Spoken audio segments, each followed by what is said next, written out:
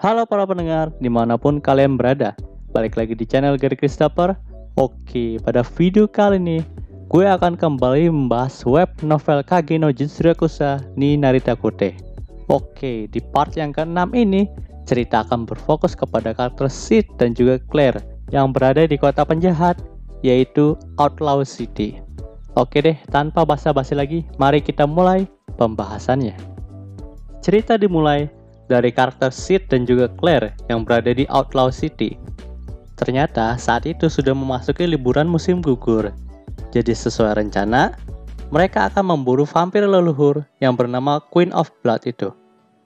Dengan tujuan agar mereka bisa dipromosikan sebagai seorang kesatria negara. Saat di sana, Claire mengatakan bahwa kota ini sangat buruk untuk dikunjungi. Bahkan kota ini memiliki bau yang tidak sedap di mana-mana. Setelah itu, pandangan mereka berdua langsung terarah kepada 3 tower yang megah yang berdiri di pusat kota itu. Mereka pun tahu itu adalah tempat tinggal dari Queen of Blood. Di sini, Sid sempat bertanya, apakah mereka akan langsung menuju tower itu? Menanggapi pertanyaan dari adiknya, Claire pun berkata bahwa, "Kau bodoh, kita akan kalah telak jika langsung masuk begitu saja ke markas musuh." Nampaknya, Guild Swordman Magic sudah mendirikan basis informasi untuk membantu perburuan ini. Jadi kita harus pergi ke sana dulu untuk mencari informasi. Mendengar hal itu, Sid pun hanya bisa menuruti kakaknya itu. Saat itu, mereka berdua berjalan melewati pemukiman yang kumuh dalam Outlaw City. Dan setelah beberapa lama, mereka berdua sampai di distrik pedagang dalam Outlaw City itu. Di sana, banyak sekali dijual barang-barang dan makanan yang sangat aneh. Tiba-tiba saja juga ada seorang pedagang yang memanggil Claire untuk menawarkan barang dagangannya, yaitu budak. Dan ternyata, budak yang ditawarkan oleh pedagang itu adalah Goldo dan juga Quinton. Saat itu, wajah mereka benar-benar berantakan, seperti habis dipukuli oleh warga. Dan nampaknya, sifat kemanusiaan dari mereka berdua pun hilang. Dan mereka bertingkah layaknya seekor binatang peliharaan. Di sini, pedagang itu pun menawarkan harga sebesar 32 juta jenny untuk mereka berdua. Namun di sini, Claire menolaknya karena memang ia tidak tertarik untuk membeli budak seperti itu. Pada akhirnya, Claire dan Sid pun pergi dari situ. Tetapi setelah mereka pergi, ternyata ada seseorang yang membeli Quinton dan juga Goldo dari pedagang itu. Di sini, Sid sempat berpikir untuk merampok uang 32 juta jenny itu dari pedagangnya. Namun, ia mengurungkan niatnya karena ada Claire di sana. Setelah itu, Sid dan Claire pun akhirnya sampai di basis informasi Guild Swordman Magic. Saat itu, Claire langsung dipanggil oleh para kesatria di sana untuk mengadakan rapat tentang perburuan itu. Di sini, Claire menyuruh Sid untuk tidak kemana-mana. Namun, Sid memutuskan untuk berjalan-jalan di kota penjahat itu secara diam-diam. Ya, kalian tahulah sifat Sid kayak gimana. Saat Sid sedang berjalan-jalan di kota, ternyata saat itu matahari sudah terbenam dan muncullah bulan merah yang terus mengganggu pikiran Sid dari hari kemarin.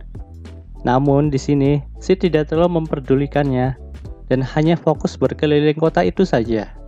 Saat berjalan-jalan, Sid memutuskan untuk menyimpan dompetnya dalam saku belakang celananya.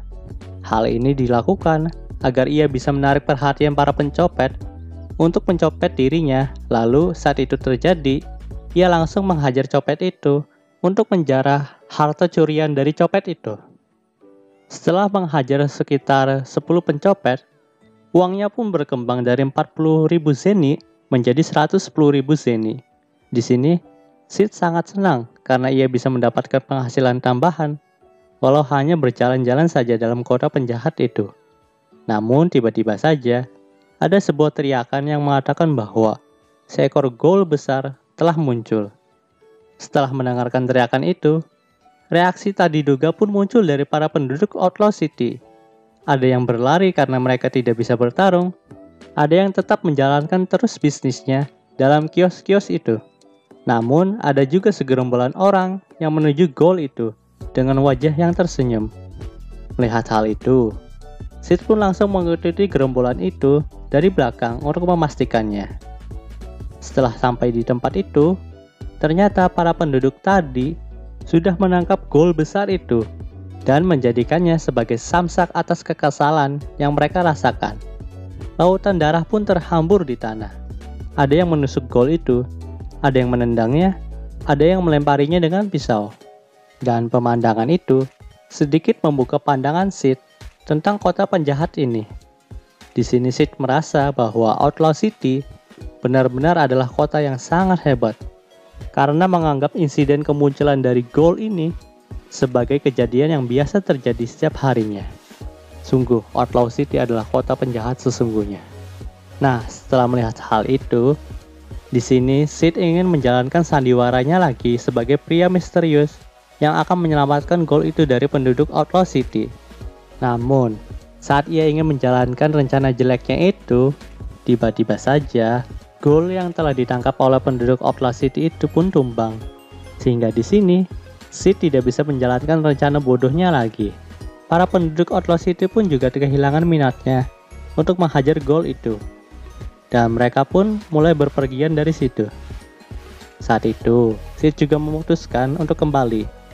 Namun langkahnya terhenti ketika ia menyadari hawa kehadiran seseorang di dekat mayat gol itu. Dan ternyata, orang misterius itu menghembuskan nafas kehidupan kepada gol itu, sehingga gol itu pun bangkit kembali dan menghempaskan seluruh kepala penduduk dari Outlaw City yang menghajarnya tadi. Gol itu juga mengamuk dan merusak apapun yang ada di depannya. Nah, setelah melihat kejadian itu, rasanya Sid juga harus menjalankan rencana bodohnya untuk membunuh gol itu. Tetapi lagi-lagi, saat ia ingin bersiap-siap, ternyata ada seorang pendekar wanita berambut merah yang sangat kekar, yang tiba-tiba saja datang dan langsung menghabisi gol itu dengan sekali serang saja. Setelah melakukan aksinya, pendekar wanita itu pun langsung memberitahu Sid untuk pergi dari sini, karena sesuatu yang buruk akan terjadi di daerah ini. Ia pun mengatakan hal itu seraya menatap bulan dengan tatapan yang kosong. Di sini, Sid agak terdiam sejenak setelah mendengarkan hal tersebut. Namun lama-lama ia juga bertanya, "Siapakah namamu?" Menanggapi hal itu, pendekar wanita itu pun berkata bahwa ia adalah Milia, sang pemburu vampir, dan hari ini juga aku akan menghabisi Elizabeth, sang Queen of Blood itu. Setelah mengatakan hal itu, Milia pun langsung pergi meninggalkan Sid di sana. Dan setelah mendengarkan hal itu dari Milia, Sid pun menjadi girang dan berkata dalam hatinya bahwa, "Nesan, maafkan aku. Nampaknya aku akan pulang terlambat dari jalan-jalan harianku ini." Panel cerita pun berpindah ke situasi Outlaw City. Saat itu, Outlaw City benar-benar dalam situasi yang sangat aneh. Memang, munculnya gol adalah hal yang biasa terjadi dalam kota itu. Namun kali ini, yang muncul adalah gol berwarna merah dan cenderung sangat ganas dan benar-benar brutal dalam menerbangkan seluruh kepala dari penduduk Outlaw City.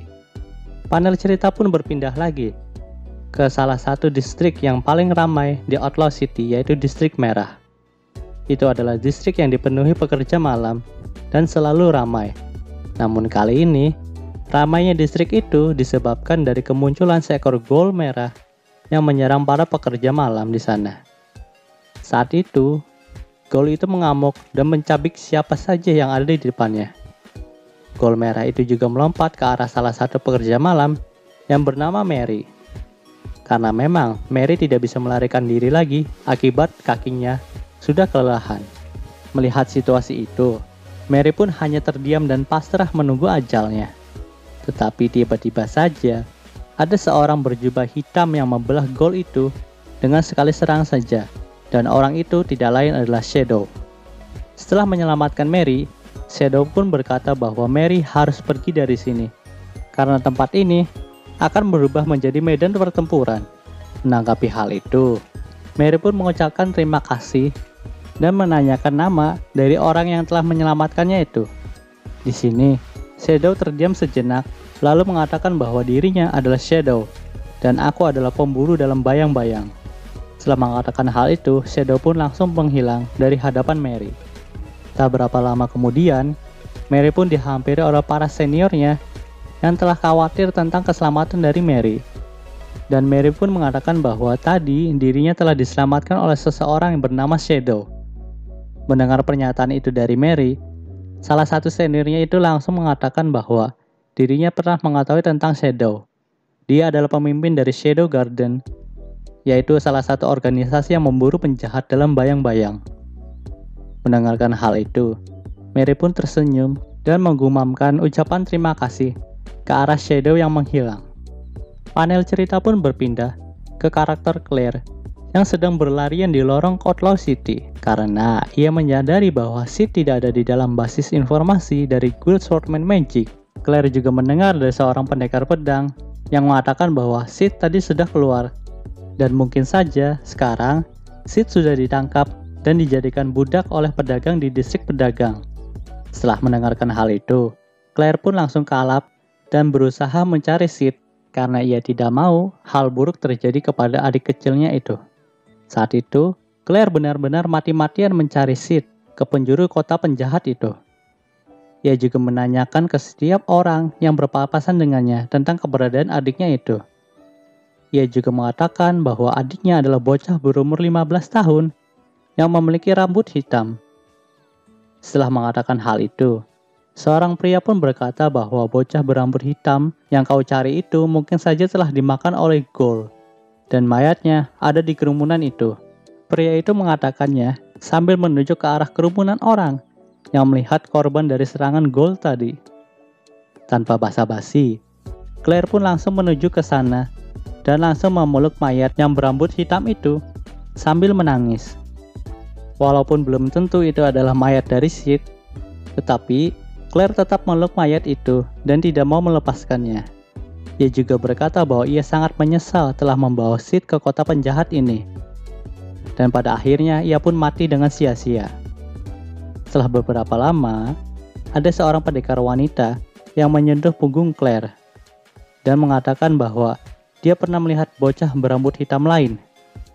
Claire pun terkejut dengan perkataan pendekar itu. Di sini, pendekar wanita itu memperkenalkan dirinya sebagai Milia, sang pemburu vampir di kota Outlaw City ini.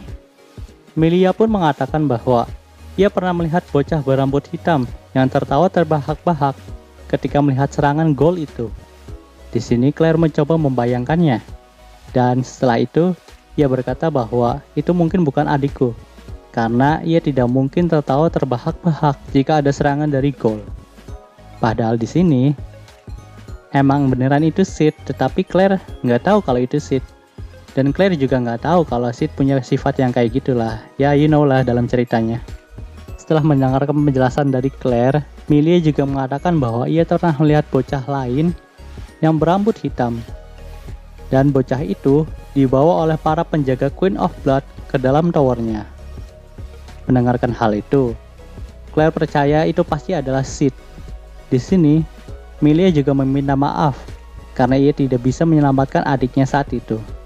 Namun Milia mengatakan bahwa Claire harus bekerja sama dengan dirinya karena memang tujuan dari Claire dan Milia itu mirip.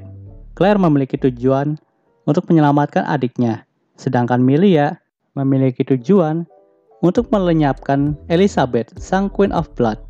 Jadi tidak ada masalahnya jika mereka berdua bekerja sama dalam hal ini. Mendengarkan hal itu, Claire pun langsung berdiri dan menyetujuinya. Dengan begitu, Claire dan Milia pun bekerja sama untuk menuju ke tower tempat Queen of Blood berada.